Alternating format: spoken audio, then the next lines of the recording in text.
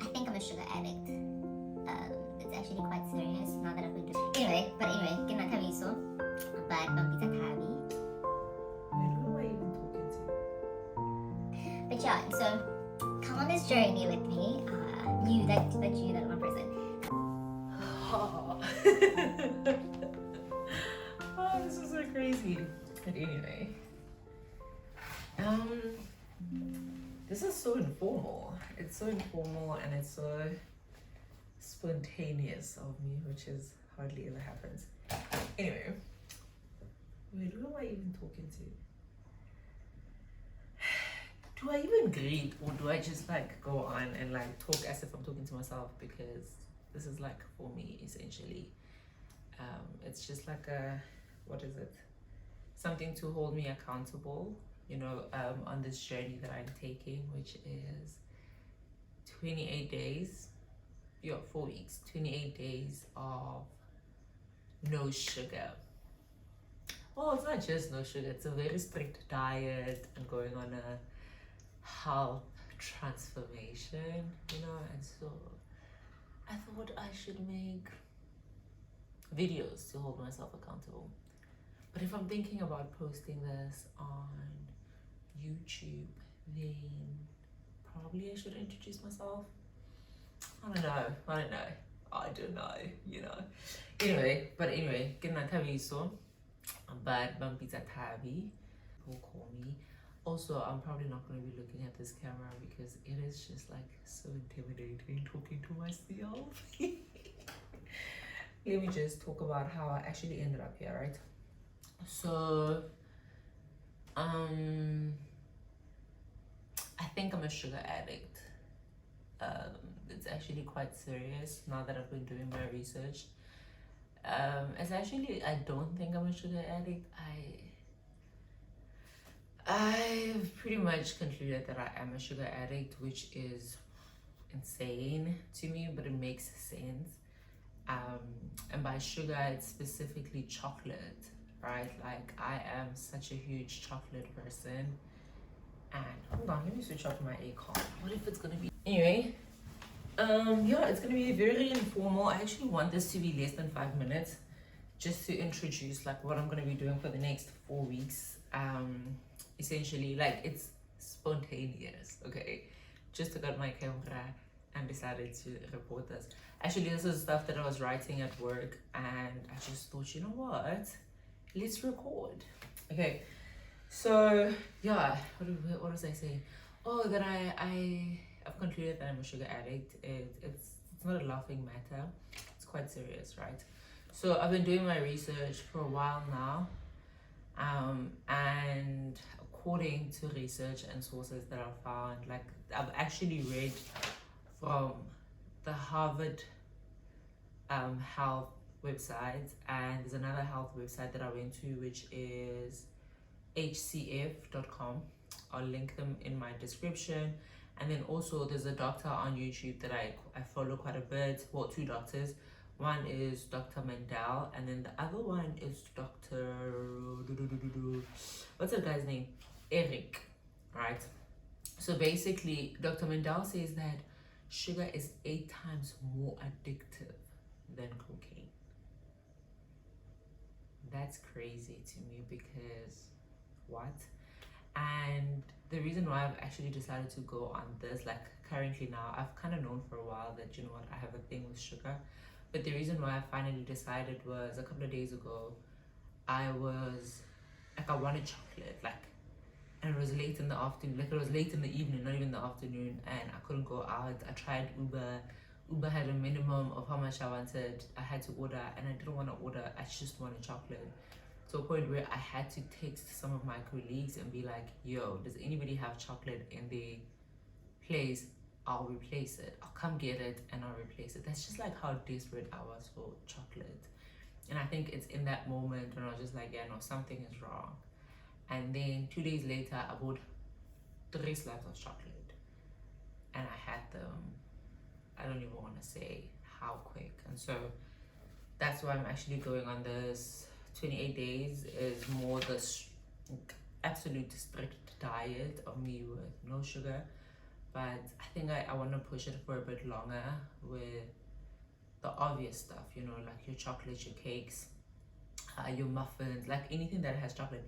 I'm a huge fan of chocolate cake. I'm a huge fan of chocolate muffins that have choc chips inside.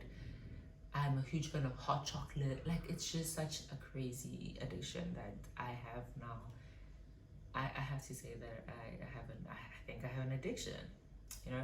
So these are some of the stats that I gathered, I guess, so that I'm gonna post them up somewhere in my place for me to be reminded every day of just like how dangerous this thing is. So I think about a year and a half ago, I learned about what it can do to your cognitive, and I've actually realized just how I think my mind capacity is just declining. Like I can't think the same. I don't know if it's in my head or if it's true, but yeah, I've just always loved sugar. Like, I don't think it's not I can have one slab a day or one slab. No, I can have a couple of slabs a day, and yeah. So these are some of the facts that I have, and I'm just gonna run through those. I think maybe I'm gonna do a series because I want this to be short, right? But wait, who am I talking to? If it's you, that one person, hey you, hi. Yeah, I'm just talking to you. And if you want to hop in with me, hop in. Let's do this challenge together. Today is the 17th of July that I'm starting the challenge. I'm going to start it on the 18th of July. And you can hop in. If it's not sugar for you, it's something else. It's alcohol. It's whatever it is for you. Then maybe we can do this together. You can comment. Even if it's just one person, it's fine. If it's no one, great. Because it was never about anybody else but myself. But anyway. So it says that too much sugar in the brain can cause slowed cognitive functioning and memory and attention problems, which is basically what I listed. Apparently, it damages the blood vessels. So parts of your brain do not have the same capacity that it used to have, right? And there are some hidden effects of sugar that are not like so obvious. And I think I highlighted these ones. There's more. Like I said, I'll link the thingy in my comments. There's more of these, but these are the ones that for me I see them as effective, or like they are the ones I'm dealing with currently in my life. So number one, it turns you into an addict because of the dopamine effect that activates the brain pleasure the pleasure part in your brain. Like you have a bit of it, you want more of it because of that dopamine, right? And it's the same effect that apparently working out brings out. And so yeah, seemingly chocolate is one of the things that I struggle with. So also this guy was just saying that you need to give yourself at least 7 days for you to experience, like you're gonna have withdrawals, like you are actually gonna have proper withdrawals, and you have to be ready for those. And yeah, I think I want to do a series on this actually, because I actually have a lot, because I have a program that I'm going to be following for the next 4 weeks. I got a list of foods I can and cannot have. I've got a workout plan and stuff like that, so maybe I can share those with you guys. And why am I saying with you guys as if well, with you, that one person that's watching, there's gotta be one person. But apparently it also disables your appetite control, and because it does that, that's why you can even eat when you're full. Like you can overeat without you even realizing that you're overeating. Do you get what I mean? And so I think for me, that's one of the things that I was just like, yeah, no, I need to figure this thing out, right? And the third one that I've seen manifest in my life is apparently people that have a lot of sugar have a 40% higher risk of being depressed. And depression and anxiety, that's a story for another day, but anxiety is something that I deal with every day. Depression, if you know, you know. But yeah, and so I just think for me to give myself a fighting chance, I have to take drastic steps and drastic measures, because I just don't want to struggle with this when I'm in my late 30s, early 40s, and later in life. And then because apparently Alzheimer's is also one of the side effects of sugar intake. You know, your heart diseases and stuff like that. And so those ones, I don't want to think that I'm too young to get them, but I also don't want to neglect the fact that the choices I make today are going to be having an impact in my future, 20, 30 years from now, God permitting that I live that long.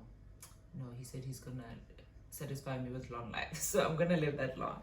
But yeah, and so come on this journey with me. That one person. Come on this journey with me. It's gonna be interesting. Like I said, I've got a list of what to buy and what to eat, what not to eat, and so I'll be going shopping. I'll record that as well, and then after that, this is probably not even gonna be properly edited because it's so spontaneous. It's not meant to be perfect.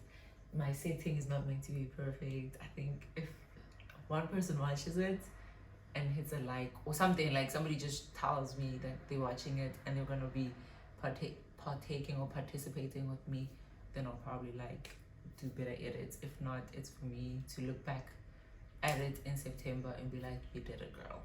And so yeah, let's do this together because child, I wanna look and feel great, so that's what we're gonna be doing.